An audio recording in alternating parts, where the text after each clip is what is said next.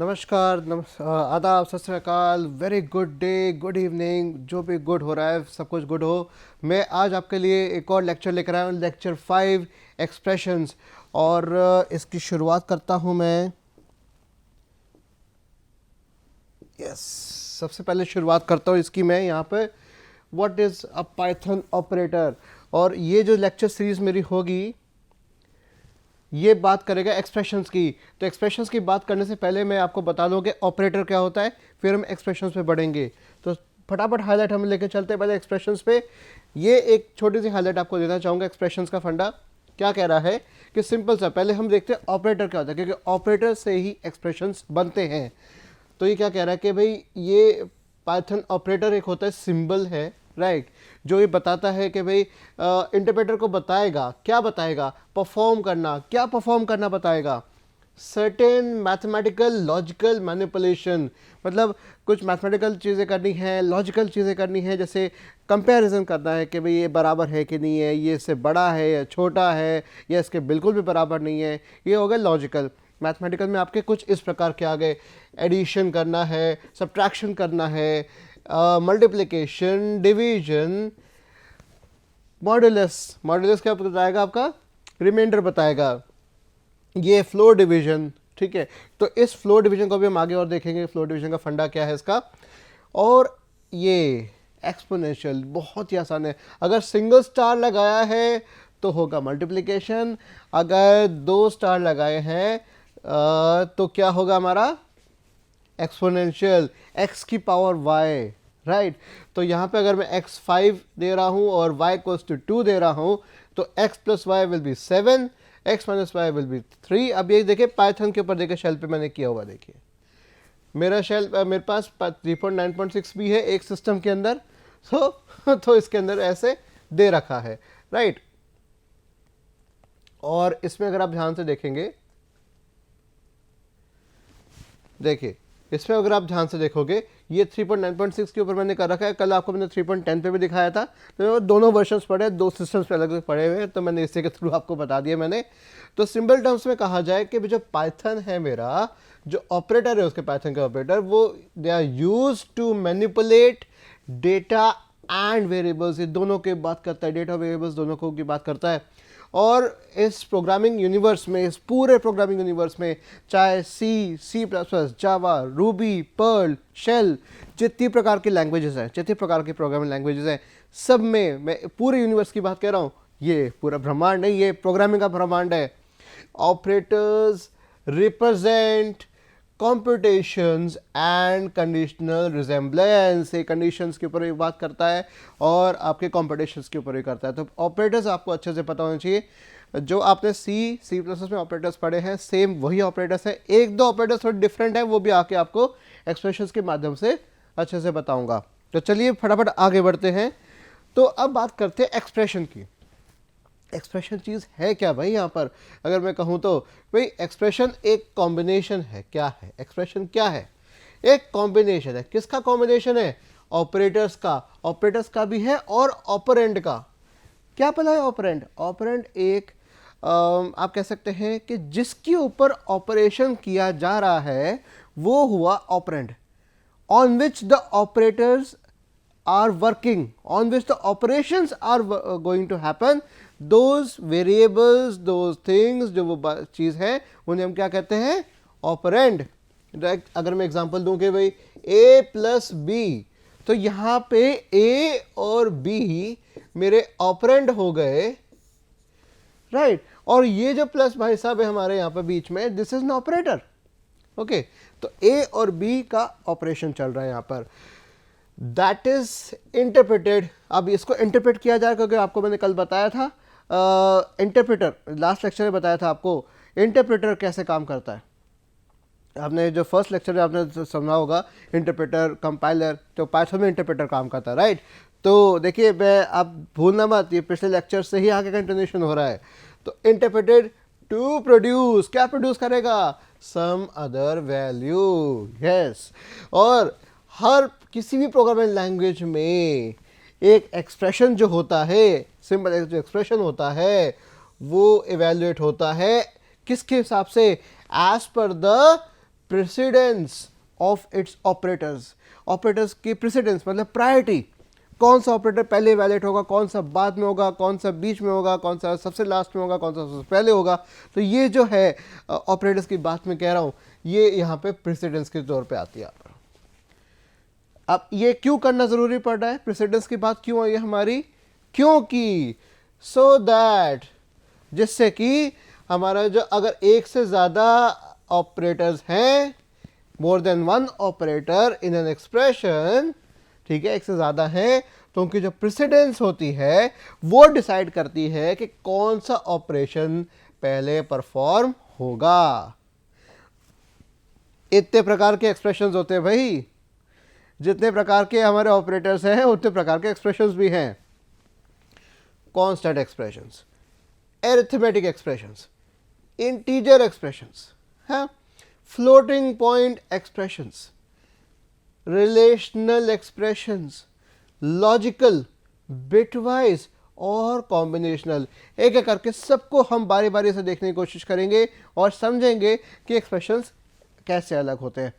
और आप जब तक इसको देखेंगे, देखते हुए ये भी ध्यान कर लेना कि सी लैंग्वेज में या C++ में कैसे एक्सप्रेशन लिखे जाते थे, तो आपके दिमाग में कंपैरिजन आ जाएगा आराम से, राइट। तो आई थिंक ये चीज़ क्लियर हो गई है। कोई दिक्कत, स्लाइड को एक बार दोबारा देख लेना, कोई दिक्कत हो तो बता देना।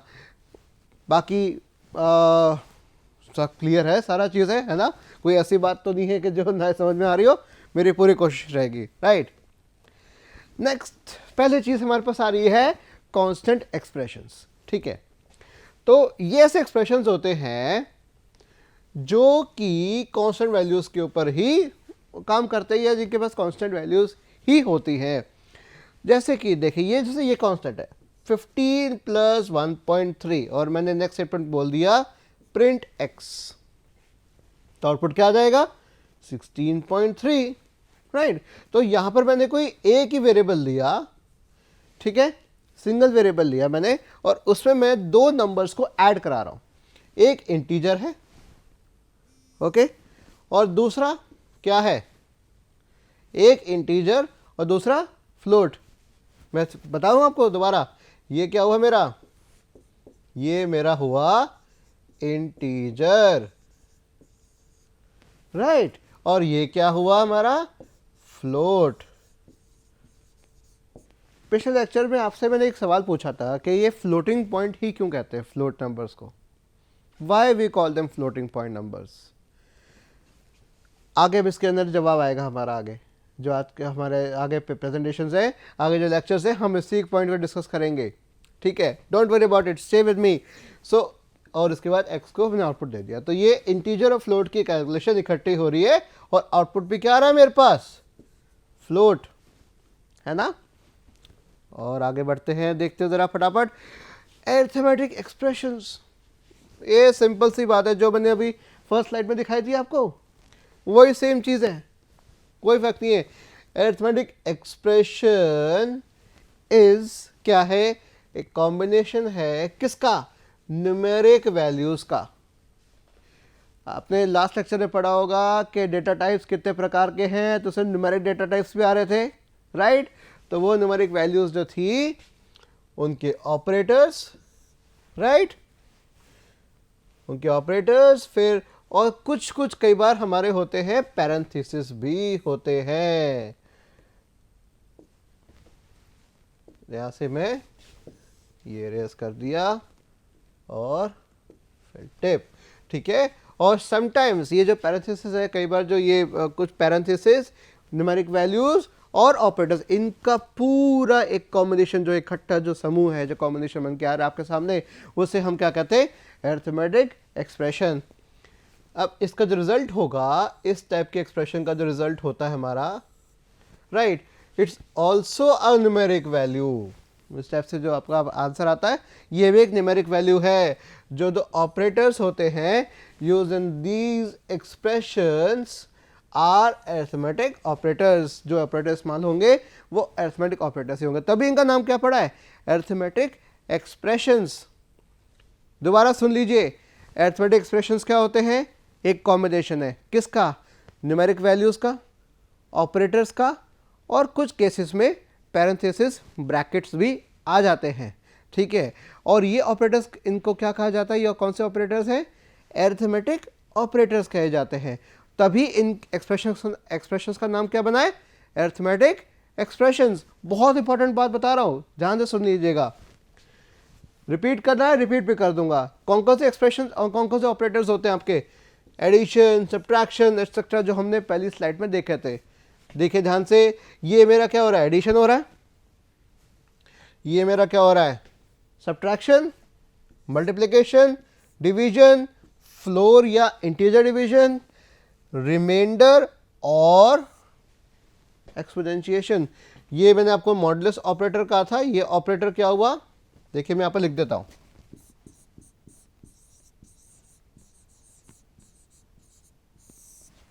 क्या लिखा, मॉड्यूलस ऑपरेटर। ये मॉड्यूलस ऑपरेटर जो होगा, ये मैं इसको एरो भी बना दिया, लो जी, राइट। ये मॉड्यूलस ऑपरेटर मेरा रिमाइंडर फाइंड आउट करके बताएगा। सपोज करें कि मैंने कहा कि भाई 3% 2, इसका मतलब क्या हुआ कि तीन को मैंने डिवाइड किया किससे, 3 को मैंने डिवाइड किया किससे, 2 से, राइट। देखो ध्यान से, 3 को मैंने डिवाइड किया 2 से, तो मेरा रिमाइंडर क्या आएगा, याद करिए, ऐसे करते थे, कुछ इस तरीके से किया जाता था, और यहां पर क्वेश्चन आता था, नीचे रिमाइंडर आएगा। तो 2 टाइम्स 1 इज 2, ठीक है, और ये माइनस होता था, क्या आ जाता था, 1। तो ये मेरा क्या होता था, ये मेरा होता था क्वोशिएंट, ठीक है, और ये मेरा क्या होता था, रिमाइंडर, राइट। ये क्या होता था, रिमाइंडर, क्वोशिएंट एंड रिमाइंडर। तो आंसर जो ये देगा वो क्या देगा, ये रिमाइंडर को पकड़ाएगा, ठीक है। तो ये मेरा हो गया अरिथमेटिक एक्सप्रेशंस, ठीक है। तो ये मैं आपको एक एग्जांपल दिया। अभी आगे आपको फ्लोर डिवीजन जो फंडा है, ये डिवीजन कैसे अलग है, वो भी मैं आपको बताऊंगा। चलिए आगे बढ़ते हैं। ओके, यहां देखते हैं, एक एग्जांपल दे रखा है, बहुत ही बेहतरीन एग्जांपल है, वेरी वेरी इजी। तो क्या कह रहा है, ये एक प्रोग्राम है, छोटा सा कोड है, मैंने यहाँ पर लिखा हुआ है आपके सामने। ये कोड क्या कह रहा है, let's see, have a look at this code, फिर इसका आउटपुट भी देख लेंगे हम अभी सामने। क्या कह रहा है, ये x की वैल्यू दे रहा हूँ 40। इसका मतलब क्या हुआ कि मेमोरी में 40 को पहले बिठाया गया, राइट, और x उसको बाइंड किया गया। ये ऑब्जेक्ट पहले बैठाया गया और x की बाइंडिंग उससे की गई। लास्ट लेक्चर याद करेगा, बाइंडिंग होती है एक की। नेक्स्ट मैंने क्या किया, 12 को बिठाया और y इससे बाइंड करा दिया, इसको पॉइंट कर रहा है। अब देखिए मैं क्या कर रहा हूं, अब मैंने एक जगह ली है जिसको ऐड कर रहा है, ऐड जो नाम का जो वेरिएबल है वो पॉइंट कर रहा है, ऐसी सब्ट्रैक्ट, ठीक है। ऐसे यहां पर मैंने एक बॉक्स बना दिया है, ये कर रहा है प्रो मीन्स प्रोडक्ट, ठीक है। और डिवीजन का चलो मैं यहां दे देता हूं,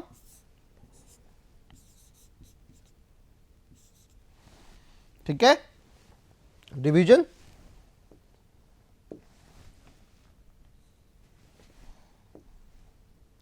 देख लेते हैं एक बार, DIV, ठीक है। तो डिवीजन का हो गया। अब क्या होगा इसमें, क्या चीज़ आंसर आएगा, जैसे ही मैंने ये दिया और मैंने कहा add equals to x plus y, तो इसमें क्या आएगा, ऐड के अंदर क्या आएगा, x और y जिसको पॉइंट कर रहे हैं उन वैल्यूज़ का, उन ऑब्जेक्ट्स का एडिशन कर दो और यहाँ पर ले आओ। प्लस ऑपरेटर कर रहा है काम यहाँ पर, तो क्या होगा 52, ठीक है। सिमिलरली अगर सब्ट्रैक्ट करें तो क्या आएगा 28, राइट। मल्टीप्लाई करेंगे 40 टाइम्स 12 को करेंगे मल्टीप्लाई, तो क्या आएगा, मल्टीप्लिकेशन का यहां पर है 480, इसको एक काम करो और अच्छे से मैं आपको दिखा देता हूँ, अगर क्लियर नहीं दिख रहा हो तो। ये मैं मिटा दिया इसको, पहले वैल्यू लिख देते हैं, फिर इसके आगे डब्बा बना देंगे, राइट। 480, ठीक है, इसको पॉइंट कर रहा है ये। फिर x डिवाइड्स y, 40 को 12 से डिवाइड कर दिया तो ये वैल्यू कुछ इस तरह से आएगी, 3.33333, कुछ इस तरीके से आएगी। देखिए ध्यान से, 52, 28, 480 एंड 3.33। अच्छा, ये लंबी वैल्यू क्यों आ रही है? वाई दिस, इतनी लंबी वैल्यू क्यों आ रही है फ्लोट की, अगर ध्यान दोगे। अच्छा, कितने डिजिट्स हैं? Let's count the digits here. 3, 3 6, 3 9, 3 12, 12 4 16, 16 digits, 16 digits after decimal, right. ये हमारा फ्लोटिंग पॉइंट नंबर होता है, ठीक है। ये हमारा 64 बिट फ्लोटिंग पॉइंट नंबर है, समझे। तो ये 64 बिट 16 डिजिट्स में आ रहा है हमारा। अगर आप इसको डिवाइड करेंगे तो एक डिजिट में कितने बिट्स आ रहे होंगे? 4 बिट्स, यस। 64 डिवाइड बाय 16, तो एक डिजिट में,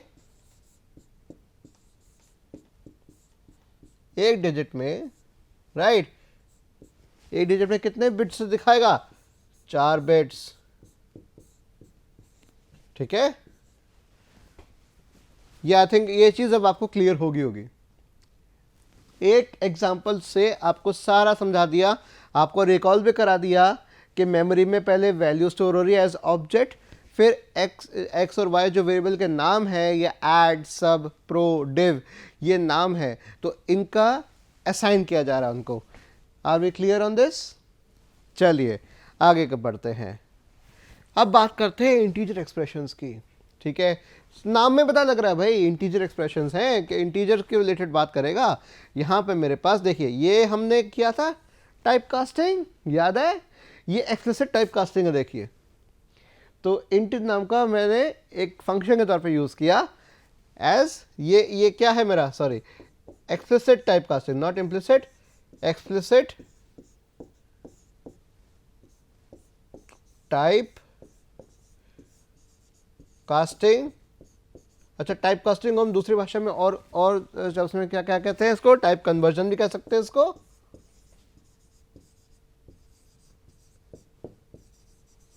ठीक है। तो एक्सप्लिसिट टाइप कास्टिंग या टाइप कन्वर्जन, राइट। और ये ए और ये बी, तो मैंने क्या किया, अगेन 13 दिया और 12 दिया, तो इंटीजर एंड फ्लोट। अब इस फ्लोट वैल्यू को मैं क्या कर रहा हूं, कन्वर्ट किस में? इंटीजर में कन्वर्ट कर रहा हूं, ताकि इंटीजर एडिशन हो जाए। तो अगर नॉर्मली होता तो क्या आता, ये दोनों मिलके क्या आंसर देते हैं मुझे? 13 एंड 12.0। अगर मैं ये ना कर रहा होता तो आंसर आता मेरे पास 25.0 आता, लेकिन मुझे इंटीजर आंसर चाहिए। तो क्या कह रहा है, ये these kind of expressions that produce only integer results, ये ऐसे एक्सप्रेशन सिर्फ इंटीजर रिजल्ट से दिखा सकते हैं after all computations and type convergence. तो ये हमारा आउटपुट इसका आ गया, इंटीजर आउटपुट आ गया, that is integer expression. I think ये चीज़ अब क्लियर होगी, कोई दिक्कत नहीं होनी चाहिए इसके अंदर। और देखते हैं फ्लोटिंग पॉइंट एक्सप्रेशंस, सिमिलरली बात है। तो अगर मैं 13 को 5 से डिवाइड करूं, a डिवाइड्स b, तो क्या आंसर आ रहा है मेरे पास? 2.6। तो इस तरह से जो हमारे आउटपुट्स क्या है, प्रोड्यूस फ्लोटिंग पॉइंट नंबर्स। अच्छा, तो फ्लोटिंग पॉइंट क्यों कहते हैं? जैसे मान लीजिए मेरे पास 2.6 है, अब इस 2.6 को मैं अगर 10 से मल्टीप्लाई करूं तो क्या आंसर आएगा? 26। और 10 से करूं तो क्या आएगा? 260, राइट, 260 आएगा यहाँ पर। और मैं और इसको और आगे करूं तो कैसे आएगा? अच्छा, मान लीजिए चलो इसको डिवाइड करते हैं। अब 2.6 को डिवाइड करता हूं मैं 10 से, तो 2.6 डिवाइड बाय 10, तो क्या आएगा मेरे पास? 0.26। और करूंगा तो आ जाएगा 0.026। क्या एक चीज़ आपको देख के मिल रही है? अगर मैं 10 से डिवाइड करता हूं, तुम क्यों आ गए भाई? अगर मैं 10 से डिवाइड करता हूं इसको, ठीक है, 10 से डिवाइड किया तो ये इधर आ रहा है, पॉइंट इधर फ्लोट कर रहा है, और 10 से मल्टीप्लाई किया तो पॉइंट मेरा आगे फ्लोट कर रहा है. That is why this point is known as floating point number. इस तरह के नंबर्स को क्या कहते हैं? Floating point number. ठीक है, ये चीज़ अब आई थिंक अब आपको क्लियर होगी क्योंकि फ्लोट कर रहा है. अब जंप नहीं कर रहा, स्विम नहीं कर रहा, कुछ भी नहीं कर रहा, तो ये क्या कर रहा है? फ्लोट कर रहा है. राइट. तो पॉइंट मेरा अगर मैं 10 से मल्टीप्लाई करूंगा तो पॉइंट मेरा इधर चला जाएगा, और डिवाइड करूंगा तो पॉइंट इधर आता रहेगा. ठीक है, इस तरह से देखो, ये पॉइंट यहाँ था, यहाँ से शिफ्ट हुआ, यहाँ शिफ्ट हुआ, ऐसा से शिफ्ट होता जाएगा. नेक्स्ट थिंग हमारे पास आती है गाइस, ओके, नेक्स्ट थिंग आती है हमारे पास रिलेशनल एक्सप्रेशंस. राइट. इस तरह के जो एक्सप्रेशंस हैं हमारे क्या होते हैं? ये हमारे greater than, less than, greater than equal to, less than equal to, इस तरीके से हमारे आ जाएगा कि जैसे A21, B13, C40, D37. तो यहाँ पर मैंने कहा कि भाई P जो वैल्यू है मेरी A प्लस B, क्या ये क्या बड़ा है? इसका आउटपुट बुलियन आउटपुट आएगा इसका. ठीक है, तो ये चेक करने जा रहे हैं हम कि A प्लस बी क्या greater than equal to C plus D, sorry C minus D है. मतलब 21 प्लस 13 क्या ये ग्रेटर देन इक्वल टू है, बड़ा और बराबर है किसके? 40 माइनस 37 के. तो क्लियरली है, बिल्कुल आउटपुट सही आएगा, क्योंकि ये चीज़ क्या है? ये चीज़ क्या आ रही है? ये चीज़ ये आ गई 3, और ये क्या आ गया? 4 and 3. 34 is clearly greater than equal to 3. तो आंसर क्या आ जाएगा? पी का आउटपुट मैंने क्या दिखा दिया? ट्रू. तो ये इस तरह के एक्सप्रेशंस कौन से होते हैं? रिलेशनल एक्सप्रेशन, क्योंकि इस पर रिलेशनल ऑपरेटर्स का इस्तेमाल किया जा रहा है. ठीक है. लॉजिकल एक्सप्रेशंस की बात करें, ये फ़र्क आ जाएगा लॉजिकल एक्सप्रेशंस में.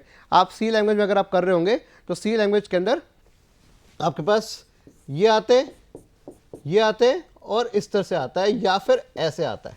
राइट. तो अब यहाँ पर उनकी जगह क्या आ गया? एंड और नॉट. सिंपल, कुछ नहीं है. 10 equal to 9 is a condition. ठीक है, तो एंड निकालना है 10 एंड 9, और एंड जो भी चीज़ें. देखो आगे एक और चीज़ दिखा रखी होगी मैंने, कुछ इस तरह से. देखिए ये कंडीशन है, ये कंडीशन है, इनके बीच का मुझे पता करना है कि लॉजिकल एक्सप्रेशन है, एस है, टी है, ये एंड कंडीशन. तो ये ट्रू है या ट्रू है? True and true, true and false, false and true. याद करिए एंड के कंडीशन. ऐसी और के कंडीशन, तो ये अकॉर्डिंगली क्या देगा? 10 और 9 बराबर है? नहीं, ये क्या है? फॉल्स. 7 और 5, 7 ग्रेटर है 5 से? हाँ, यस. ये क्या आ गया मेरा? False and true. False and true. ठीक है, तो क्या आ जाएगा? फॉल्स. ठीक है, फॉल्स और ट्रू, याद है ये हमने किया हुआ है. ट्रू और नॉट पी. पी क्या है मेरा? False. Not false is true. Answer आपके सामने आ गया, ये आउटपुट दे दिया. This are logical expressions. फटाफट आगे बढ़ते हैं. बिट वाइज ऑपरेटर्स की बात करूं मैं तो a इज इक्वल टू 12. तो a मेरा ये बिट वाइज है, ये कि 2 बिट से मैं लेफ्ट शिफ्ट कर रहा हूं और 1 बिट से राइट शिफ्ट कर रहा हूं. ये आप करके देखना कि 12 को मैं अगर इधर कर रहा हूं, 2 बिट से शिफ्ट कर रहा हूं, तो उसका आंसर आ रहा है 3, और 1 बिट से आगे कर रहा हूं तो आंसर आ रहा है 24. क्योंकि जब शिफ्ट बिट जब शिफ्ट होती है तो 2 टाइम्स हो जाता है, सिंगल करेंगे तो, और ऐसे करेंगे तो डिवाइड हो जाएगा, 2 से डिवाइड हो जाएगा. तो मेरा 12 जो है 2 बार 2 से डिवाइड हुआ है. तो 12 डिवाइड बाई 2 6, 6 डिवाइड बाई 2 3. ये हो गया मेरा बिटवाइज एक्सप्रेशंस. नेक्स्ट आ गया कॉम्बिनेशनल एक्सप्रेशंस. हमारे पास आ गए, अगर आप देखें कॉम्बिनेशन, तो इसमें क्या आ गया?